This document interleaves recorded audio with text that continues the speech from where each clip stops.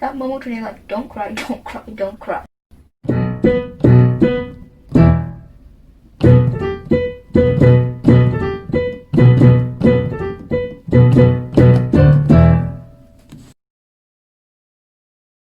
Hello everyone, and here's my review of Star Wars Episode 9, The Rise of Skywalker, soundtrack by John Williams. I'm really trying my best not to cry.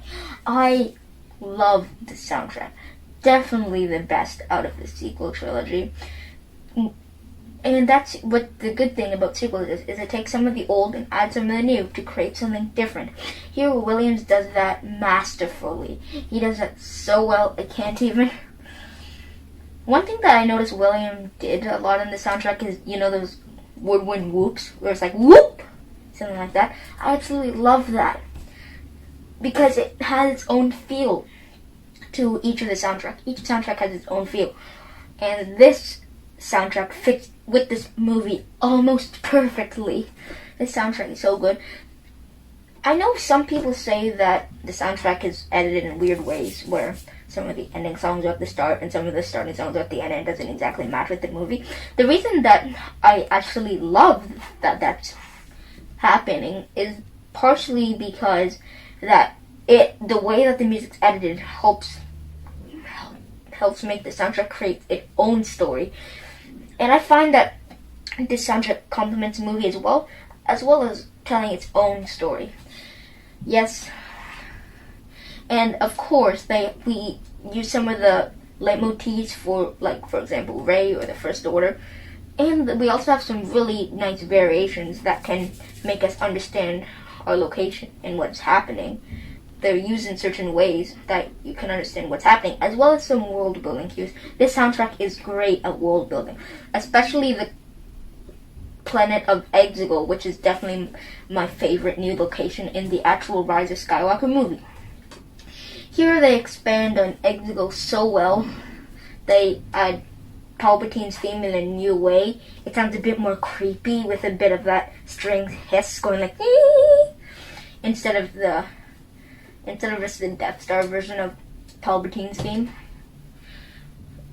This just sounds so much like Star Wars. Williams has finally learned how to incorporate all these themes in a great way. I mean, he always has, but here you can tell it really shines. The main theme is probably the most energetic and the most arranged and edited in the best way that it has ever been. And that just takes, because of the years of practice.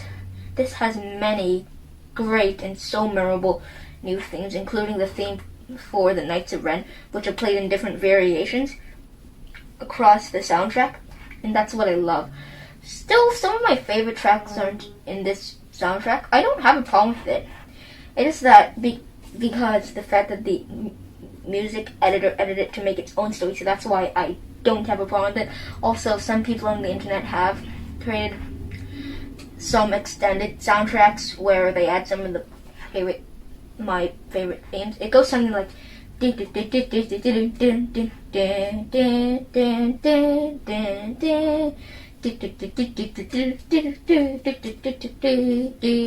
what I'm talking about. It's when Kylo Ren goes to Exegol. I absolutely love that theme. I love those type of transition themes that can be repeated in different variations of the leitmotifs for us to understand what is going on and for it to tell its own story. And that's what I love about this soundtrack.